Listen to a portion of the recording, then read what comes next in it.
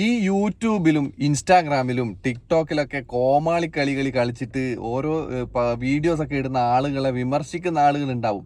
അതേപോലെ കളിയാക്കുന്ന ആളുകളുണ്ട്. അവരെ കളിയാക്കുന്ന ആളുകളെ നമുക്ക് കാണാൻ പറ്റും. ഇത്തരം ആളുകളുടെ ജോലി അല്ലെങ്കിൽ അവരുടെ കൂലി എന്താണെന്നറിയോ നിങ്ങൾക്ക്? അവരൊരു ദിവസ വേതനക്കാരായിരിക്കും, അല്ലെങ്കിൽ ഏതെങ്കിലും ഒരു കമ്പനിയിൽ ചെറിയ തുച്ഛമായ ശമ്പളത്തിന് ജോലി ചെയ്യുന്നവരായിരിക്കും. എന്നാൽ ഡീപ്പായിട്ട് ചെന്ന് കഴിഞ്ഞ് കഴിഞ്ഞാൽ അത്ര വലിയ ഡീസൻ്റായ ആളുകളൊന്നും ആയിരിക്കില്ല. പക്ഷേ സോഷ്യൽ മീഡിയയിലുള്ള ഓരോ ആളുകളുടെ കോമാളി കളികളും ഓരോ പലതരം വീഡിയോസ്, അതായത് നെഗറ്റീവാണെന്ന് തോന്നിക്കുന്ന രീതിയിലുള്ള വീഡിയോസൊക്കെ കാണും അല്ലേ? അപ്പോൾ ഇതിനെയൊക്കെ വിമർശിക്കാൻ വേണ്ടിയും കമൻറ്റ് ചെയ്യാൻ വേണ്ടി മോശം കമൻറ്റുകൾ ഇടുന്ന കുറേ സുഹൃത്തുക്കളുണ്ട്. എന്തിനാണെന്നറിയോ? അവർ ഭയങ്കര സംഭവമാണെന്നുള്ളത് മാതിരിയാണ് ഇവർക്ക് ഇടുക. ഇനി ഞാൻ പറഞ്ഞു വരുന്നത് മറ്റൊന്നുമല്ല, നമ്മുടെ തൊപ്പി ഉണ്ടല്ലോ, തൊപ്പി നിങ്ങൾക്കറിയായിരിക്കും.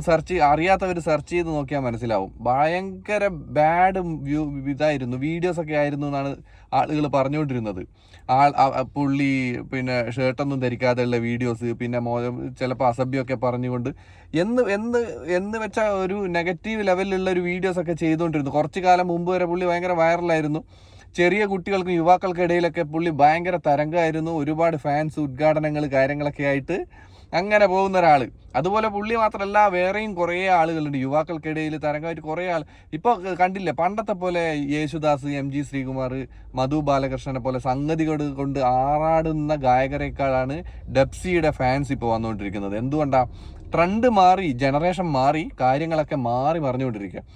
ഞാൻ പറഞ്ഞു വരുന്നത്, കഴിഞ്ഞ ദിവസം നമ്മുടെ തൊപ്പി പുള്ളിയുടെ വരുമാനത്തൊക്കെ പുള്ളീനെ ആരോ വിമർശിക്കാൻ ചെന്നു. എന്താ നിങ്ങൾ കഞ്ചാവ്, മയക്കുമരുന്ന്, MDM ഒക്കെ ബിസിനസ് ചെയ്തിട്ടല്ലേ, അതൊക്കെ വിറ്റിട്ടല്ലേ പൈസ ഉണ്ടാക്കുന്നെങ്ങാണ്ട് പറഞ്ഞെന്തോ കമൻറ്റിന് റീപ്ലൈ ആയിട്ട് പുള്ളി വന്നായിരുന്നു ലൈവിൽ. എന്താ പുള്ളിയുടെ ഇൻകത്തിന് എങ്ങനെയാണ് എൻ്റെ ഇൻകം എന്താണ് അത് അറിഞ്ഞ് സംസാരിക്കുക.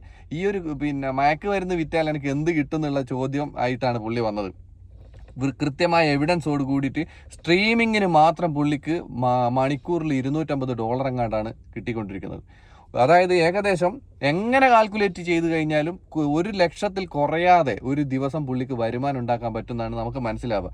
1,00,000 കൂടുതലും പുള്ളിക്ക് ചെയ്യാൻ പറ്റും. ടൈമിനനുസരിച്ച് പുള്ളിക്ക് പൈസ ഉണ്ടാക്കാൻ പറ്റും. അങ്ങനെ പോയാൽ ഒരു മാസം 30 ലക്ഷം രൂപ സമ്പാദിക്കുന്ന ഒരു വ്യക്തിയാണ് ആര്? മറ്റുള്ളവർ. ഒരു ദിവസത്തിൽ 1000 രൂപയോ 750 രൂപ മുതൽ 1000 രൂപ കൂലിക്ക് പോകുന്ന ആളുകളാണ് ഇയാളെ വിമർശിക്കാനും നന്നാക്കാനും നടക്കുന്നത്. ദിവസങ്ങളും മാസങ്ങളും വർഷങ്ങളും കഴിഞ്ഞു പോയിക്കൊണ്ടിരിക്കുകയാണ്.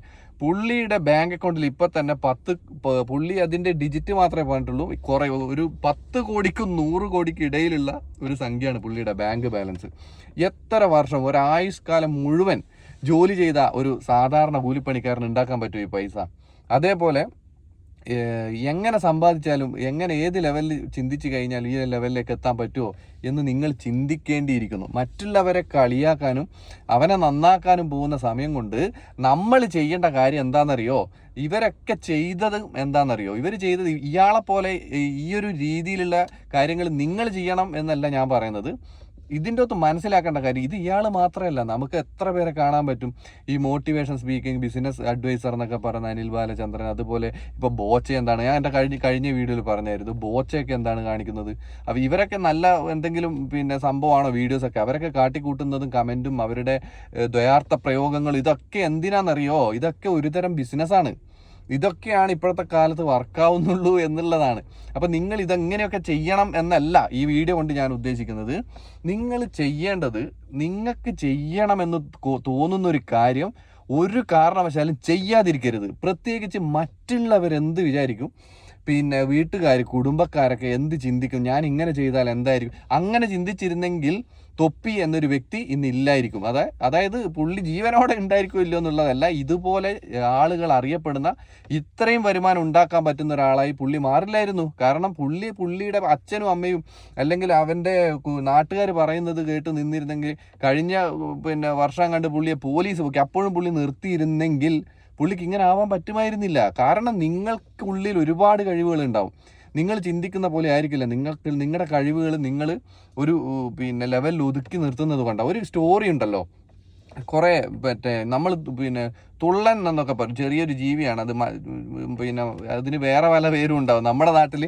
അപ്പോൾ ഈ ജീവിയെ നമ്മൾ ഒരു അടപ്പുള്ള പാത്രത്തിൽ ഇട്ട് വെക്കും. അത് പിന്നെ എന്താണ് ഒരു പേരനെ അതിനകത്ത് ഇട്ട് വെച്ചിട്ട് അതിങ്ങനെ അതിൻ്റെ അകത്തുനിന്ന് അതിന് നല്ല പൊക്കത്ത് ചാടാൻ പറ്റുമെങ്കിൽ ഇത് ചാടും തോറും എന്താ മേലത്തെ അടപ്പുമ്പോൾ തട്ടിയിട്ട് താഴെ വീണുകൊണ്ടിരിക്കുകയാണ്.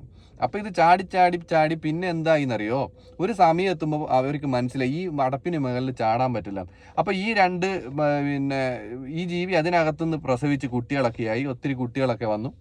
അപ്പോൾ എന്താ, ഈ കുട്ടികൾ മെല്ലെ മെല്ലെ ചാടാൻ തുടങ്ങി. അപ്പോൾ ചാടുമ്പം തന്നെ ആ കുട്ടികളോട് ഇതിൻ്റെ അച്ഛനമ്മമാർ പറഞ്ഞു, എന്താ മക്കൾ എങ്ങനെ ചാടിയിട്ടും കാര്യമില്ല, മക്കൾ ഇതാണ് നമുക്ക് ഇത്ര തന്നെയാണ് നമുക്ക് ചാടാൻ പറ്റുള്ളൂ, അതിനപ്പുറം ചാടാൻ പറ്റില്ല എന്ന് പറഞ്ഞു. അപ്പോൾ എന്ത് ചെയ്യുക, മക്കളും അതേപോലെ ചാടി ചാടി ഈ അടപ്പ് വരെ മാത്രം ചാടാൻ ഇവർക്ക് പറ്റിയുള്ളൂ. കാരണം അതിനപ്പുറം ഒരു ചാടാൻ പറ്റുന്ന ഒരു സംഭവത്തെക്കുറിച്ച് അവർക്ക് അറിയ പോലും ഇല്ല. ഈ സ്റ്റോറിയും ഞാൻ പറയാൻ കാരണം ഓരോരുത്തരുടെയും കഴിവ് മറ്റുള്ളവർ പിന്നെ നിയന്ത്രിക്കുന്ന, അല്ലെങ്കിൽ അവരുടെ അവർ ചിന്തിക്കുന്ന ആ ലെവലായിരിക്കില്ല നിങ്ങളുടെ ഓരോരുത്തരെയും കഴിവ്. ശരിക്കും മറ്റുള്ളവർ പറയുന്നതോ മറ്റുള്ളവരുടെ വാക്കുകളോ അല്ല നോക്കേണ്ടത്. നിങ്ങളായിട്ട് ഇറങ്ങി നിങ്ങൾക്കിഷ്ടമുള്ള നിങ്ങളുടെ സ്വപ്നം, നിങ്ങൾക്കിഷ്ടമുള്ള ഫീൽഡിൽ നിങ്ങൾക്കിഷ്ടമുള്ള പോലെ നിങ്ങൾ ചെയ്യും. കൺസിസ്റ്റൻ്റ് ആയിട്ട് നിങ്ങൾക്ക് ചെയ്യാൻ പറ്റിക്കഴിഞ്ഞാൽ നിങ്ങൾക്ക് ആർക്കും വിജയിക്കാൻ പറ്റും. അത് ഏത് മേഖലയിലും വിജയിക്കാൻ പറ്റും എന്നുള്ളതാണ്. അപ്പോൾ അതല്ല നിങ്ങൾ നിങ്ങളിപ്പോൾ ഒരു റീൽ ഇടുന്നു, അല്ലെങ്കിൽ നിങ്ങളൊരു വീഡിയോ ചെയ്യുന്നു, മറ്റുള്ളവരോട് ചില്ല് ചെയ്യുന്ന കാര്യങ്ങൾ, അത് നിങ്ങൾക്ക് സന്തോഷം കിട്ടുന്നുണ്ടോ, അല്ലെങ്കിൽ നിങ്ങൾക്ക് അതുകൊണ്ട് എന്താണ് ഉള്ള ബെനിഫിറ്റ് മാത്രം നോക്കിയാൽ മതി എന്ന് വെച്ച് ഒരു കാരണവശാലും സമൂഹത്തിനോ മറ്റുള്ള ആളുകൾക്കോ ദ്രോഹം ചെയ്യണം എന്ന് ഒരിക്കലും ഞാൻ പറയില്ല. അങ്ങനെയല്ല, വളരെ പോസിറ്റീവായിട്ടുള്ള കാര്യമാണ് പറയുന്നത്. ഇതിൽ നിന്നൊക്കെ കോമൺ ആയിട്ട് നമുക്ക് മനസ്സിലാക്കേണ്ട കാര്യമാണ് പറയുന്നത്. എപ്പോഴും ഇങ്ങനെ പിന്നെ നെഗറ്റീവ് ചിന്തകളും അവരെ മറ്റൊരാളുടെ വളർച്ച കണ്ടിട്ട് അതുപോലെ ആയില്ലല്ലോ ഇതുപോലെ ആയി, അങ്ങനെയല്ല. നിങ്ങൾക്ക് ചെയ്യേണ്ട കാര്യങ്ങൾ നിങ്ങളുടെ മുന്നിൽ അവസരങ്ങളായിട്ട് വരുമ്പോൾ അത് ഉപയോഗപ്പെടുത്തുക.